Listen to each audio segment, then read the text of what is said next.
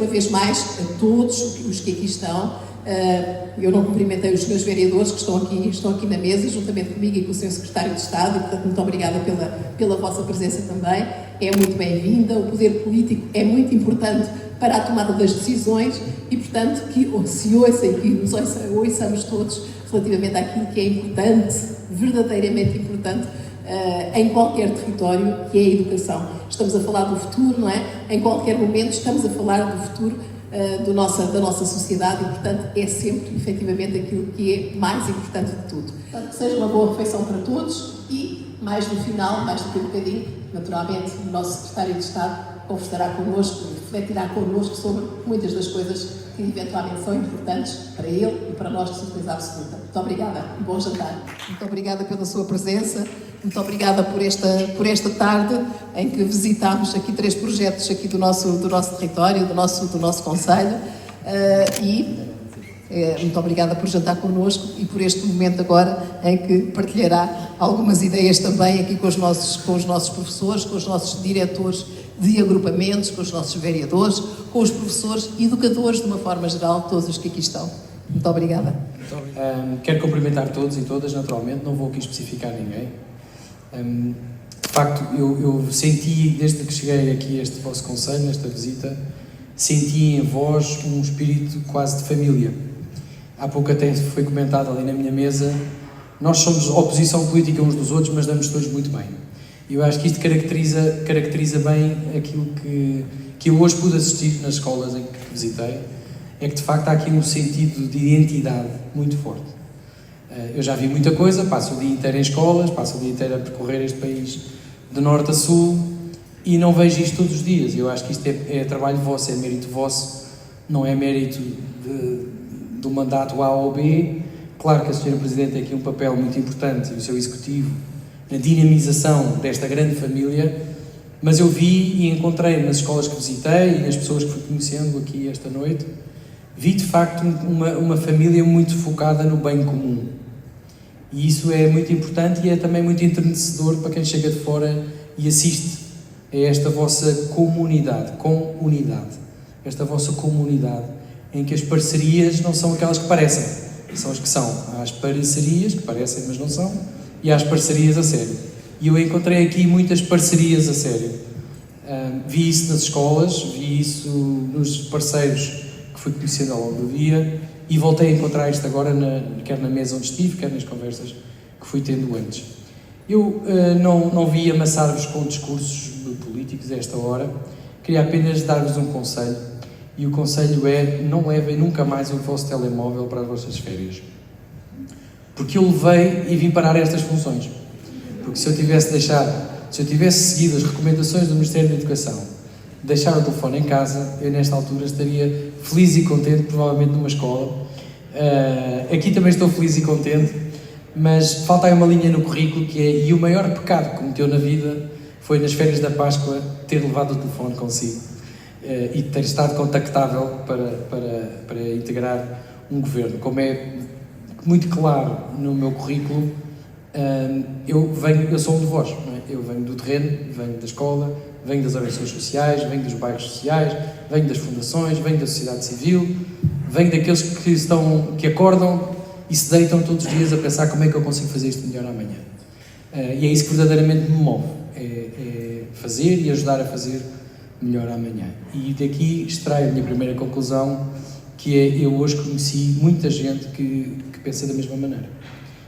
Conheci crianças, pais, professores, diretores, está aqui uma das senhoras diretoras, conheci parceiros que de facto colocaram a educação no topo das suas prioridades. E é muito claro que esta comunidade de Torres Vedras, não é a Câmara ou a Junta, não, a comunidade de Torres Vedras decidiu que queria ser excelente na educação. E depois disso foi consequente, fez investimentos, fez decisões, fez escolhas. Não se consegue fazer tudo ao mesmo tempo e quando decide investir na educação, decide não investir noutras áreas. E, portanto, foram feitas muitas boas escolhas, eu diria. Parabéns por isso. Eu queria destacar apenas quando tocou o meu telefone, estava eu a visitar o Centro de Ciência Viva do Pinhal Interior, algures na beira da estrada A23. Estava eu calmamente a olhar para a ciência do fogo Quem ainda não foi lá, aconselho vivamente que lá vão. Um centro de ciência viva, um dos vários centros de ciência viva espetaculares que nós temos no país. Quem ainda não tem, aconselho-vos que adquiram o passaporte dos centros de ciência viva e deem a volta a Portugal em centros de ciência viva. Vão ficar maravilhados. Eu já vou para aí 1/3 da volta. Estava eu calmamente a estudar um bocadinho como é que os fogos progrediam pelas nossas florestas e depois de tocar o telefone e depois de eu ter desligado o telefone e depois de ter pensado, e agora o que é que eu faço da minha vida? Pensei cá para mim, então, e se eu for, é para fazer o quê? O que é que eu quero conseguir numa função como esta?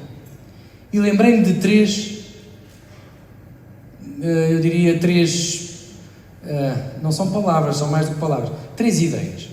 A primeira ideia que me surgiu foi ambição. Ainda há pouco se comentava na nossa mesa que, de facto, o nosso país fez um progresso absolutamente genial, espetacular nos últimos 50 anos. E, em grande medida, esse progresso deve-se aos professores e às professoras que aqui estão. Porque este país escolarizou, e aos diretores, naturalmente, este país escolarizou uma geração inteira em muito pouco tempo. E isto não é comum, e não aconteceu muitas vezes na Europa. Os países com quem nos estamos a comparar fizeram isto ao longo de séculos. Nós fizemos em 50 anos. Nós escolarizámos uma sociedade praticamente inteira. E a pergunta é, e chegados aqui, para onde é que queremos ir a seguir? E eu gostava de repetir incessantemente este termo, ambição. Nós temos que querer muito mais. E temos que todos os dias ter claro para nós que podemos constantemente evoluir, sermos mais ambiciosos. Mais ambiciosos quando não aceitamos de maneira nenhuma que uma criança saia da sua casa de manhã, chegue à escola e não tenha lá um professor à sua espera. Temos que ser mais ambiciosos. Não podemos aceitar que uma criança, porque tem o código postal A ou B, tenha um percurso de insucesso tatuado na sua pele. Não podemos aceitar. Temos que ser mais ambiciosos quando não aceitamos que se falta o respeito aos professores e às professoras deste país. E que sejam tratados como indigentes, como indiferentes, como uns funcionários públicos indiferentes à nossa sociedade. Não podemos aceitar isto. Temos que ser ambiciosos.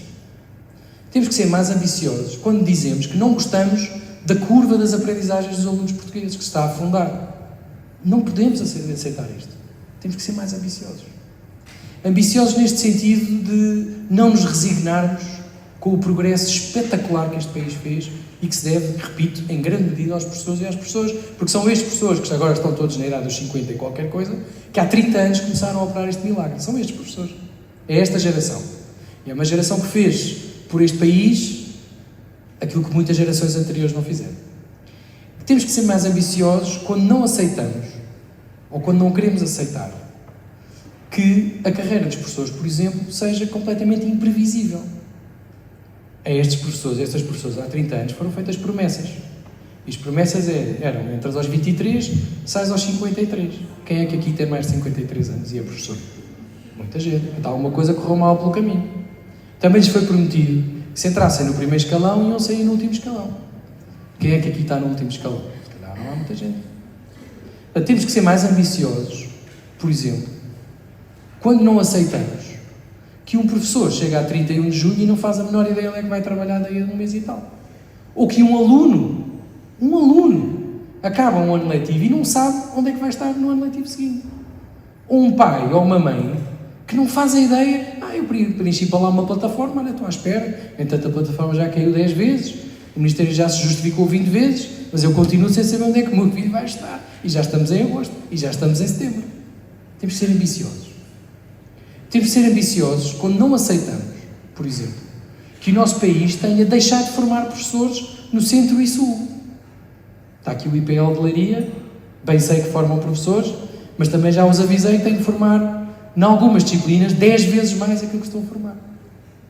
E também temos que ser ambiciosos quando não aceitamos que o valor que é pago ao IPL para formar professores seja o mais baixo da tabela de pagamentos. Portanto, nós estamos a pagar engenheiros aeroespaciais e médicos a um valor e depois estamos a pagar uma fração pequena desse valor para formar professores. E depois culpamos o ensino superior porque não forma os professores do que precisamos.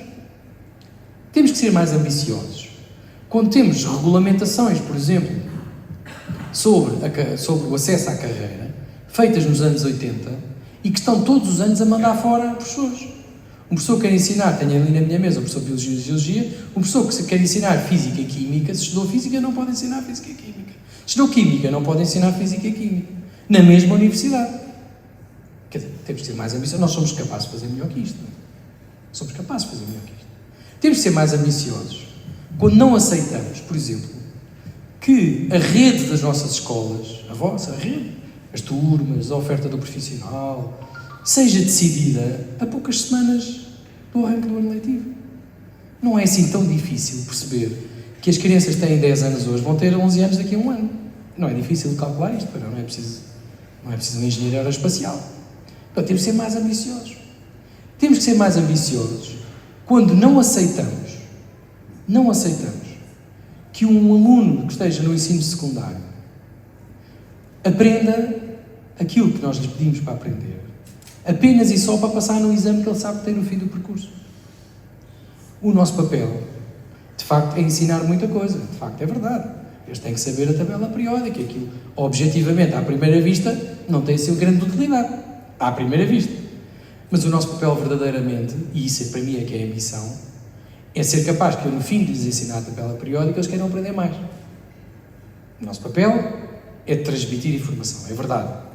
Mas o nosso principal papel é que, no fim da aula, eles digam: eu quero saber ainda mais. Apesar disto ser horrível.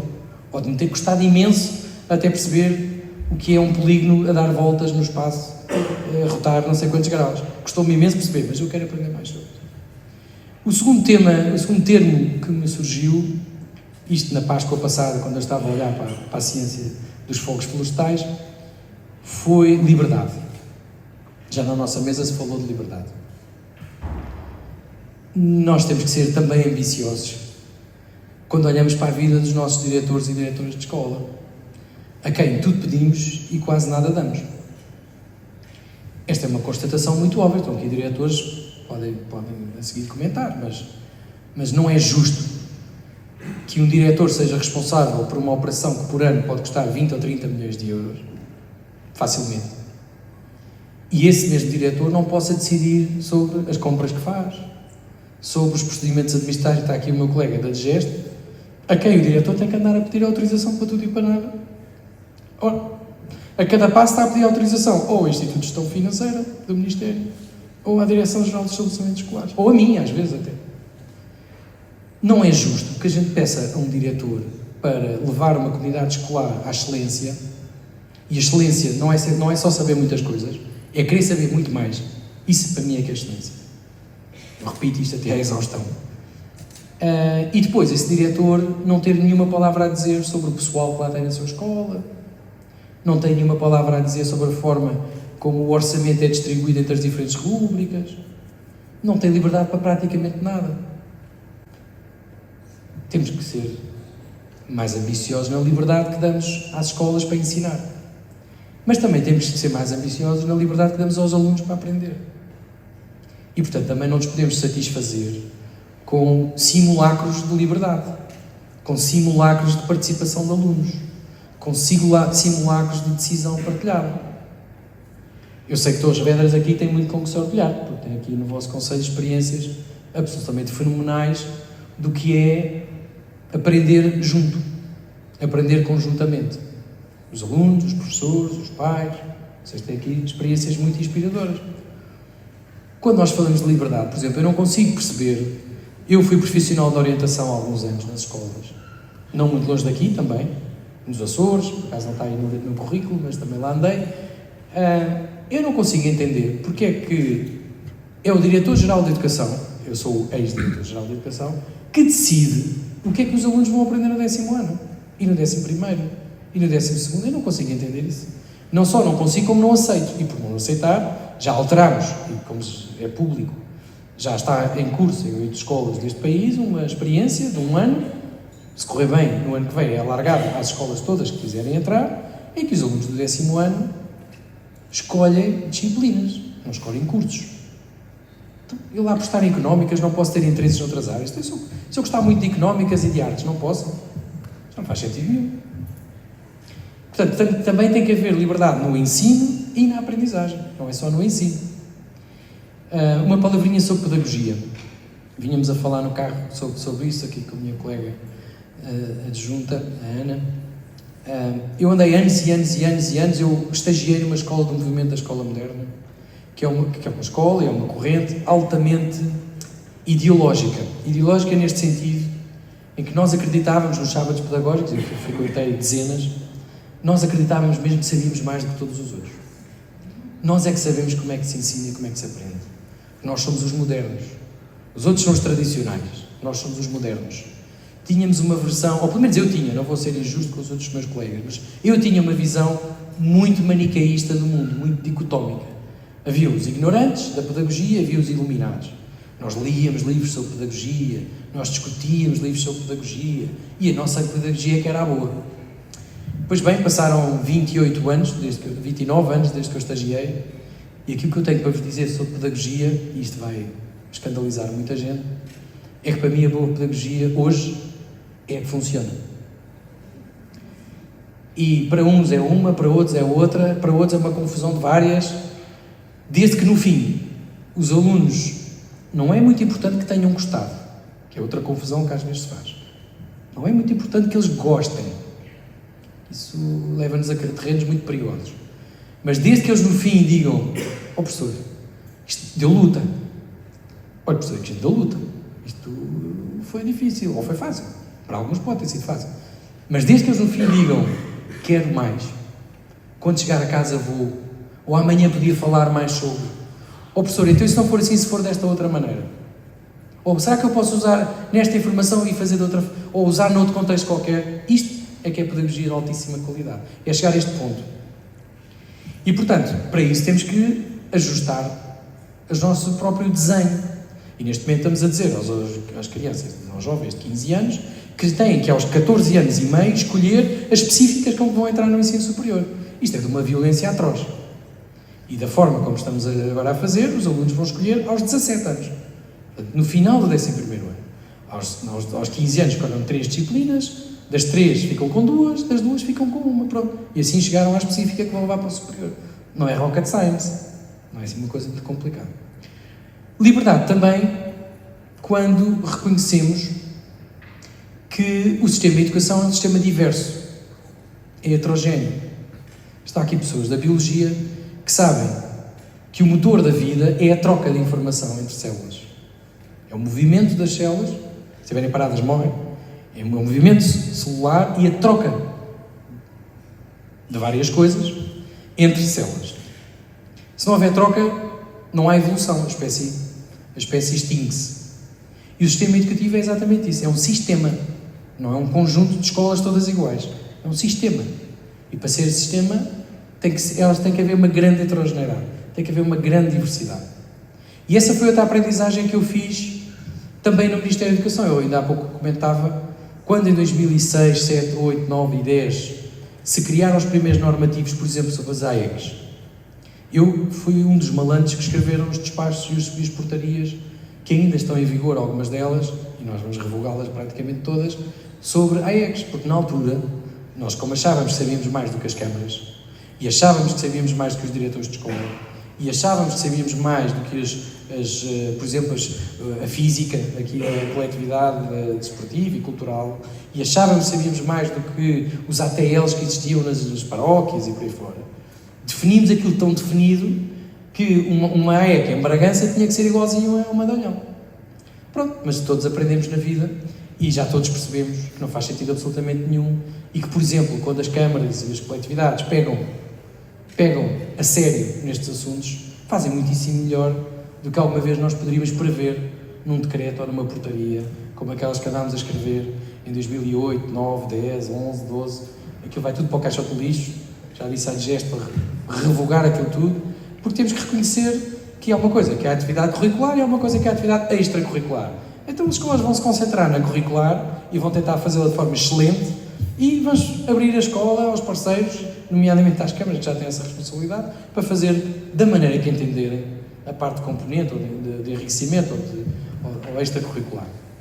Portanto, a segunda palavra de que eu me lembrei foi: eu ficaria feliz Se quando sair daquela loucura que me vou meter, neste sistema houvesse mais liberdade. Liberdade para ensinar, liberdade para aprender. A terceira e última palavra que me lembrei foi equidade. Talvez este seja o maior desafio que o nosso sistema educativo tem. Nós, provavelmente, todos os que estamos nesta sala, sem saber, ganhámos a lotaria várias vezes na nossa vida. Ganhámos a lotaria no país em que nascemos. Nem todos nasceram num continente seguro, saudável. Ganhámos a lotaria da família onde nascemos. Nem todos tiveram as oportunidades que nós tivemos. Ganhámos a lotaria das escolas onde andámos. Nem todos andámos em escolas que nos permitiram chegar aqui. E que não restem dúvidas, nós somos produtos das escolas e das famílias onde crescemos. Ganhámos a lotaria dos amigos que fomos criando ao longo da vida, que são os pilares em que nós nos vamos apoiando nos dias mais difíceis.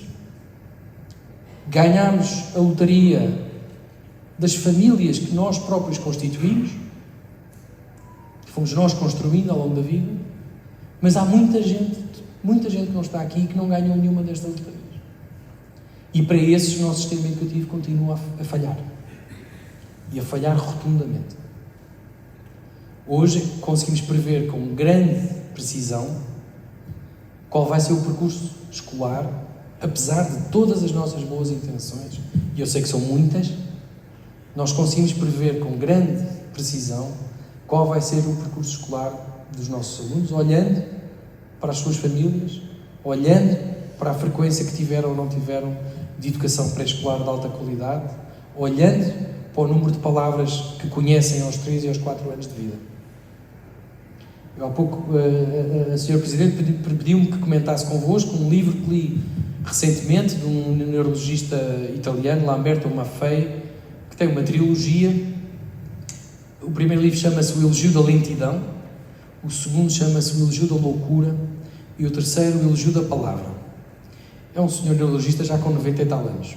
Foi o primeiro cientista, neste caso um neurologista, que conseguiu demonstrar de forma cabal e inequívoca que o dicionário semântico dos jovens de 15 anos desta geração é mais pequeno que o nosso. Foi a primeira vez que isso aconteceu na história da humanidade. Nunca tinha acontecido. O dicionário semântico dos nossos pais é maior do que o dicionário semântico dos nossos avós, dos nossos bisavós e dos nossos trisavós. Pela primeira vez essa tendência inverteu-se. Ele designa esta geração a tribo dos cabisbaixos. E não é porque estão contentes ou tristes.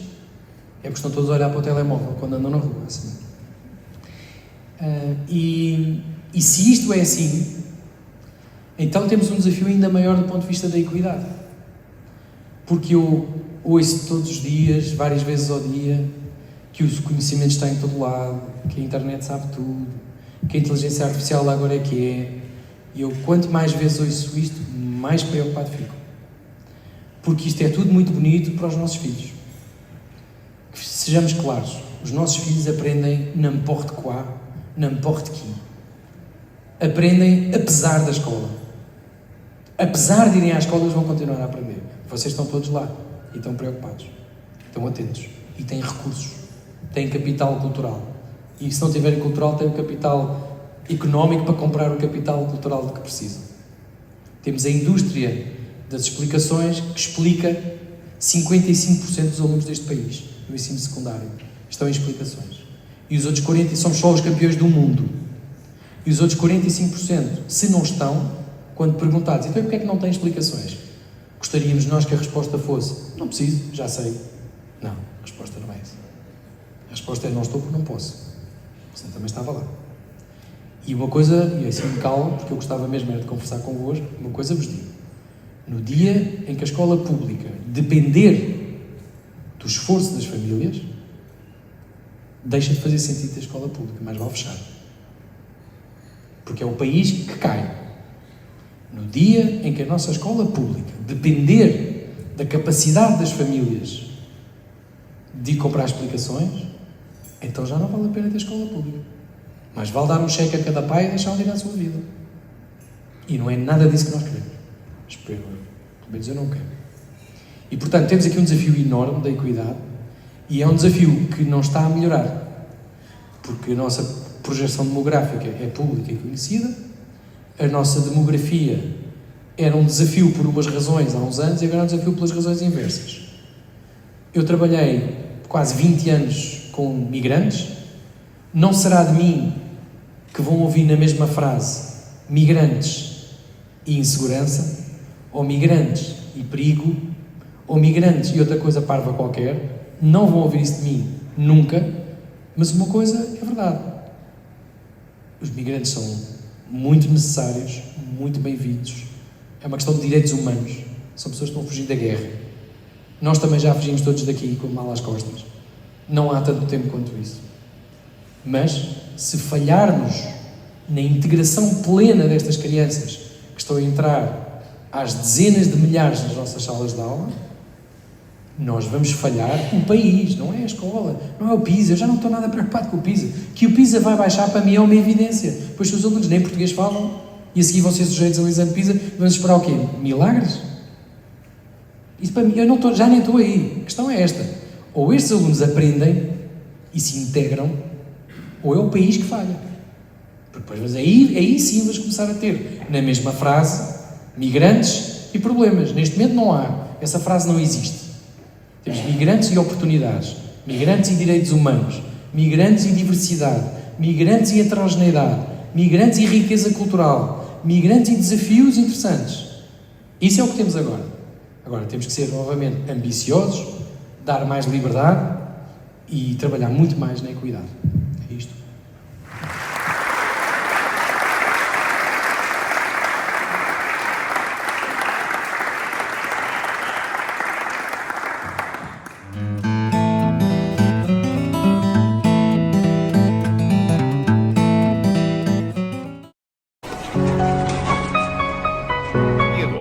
O Guia da Nossa Terra.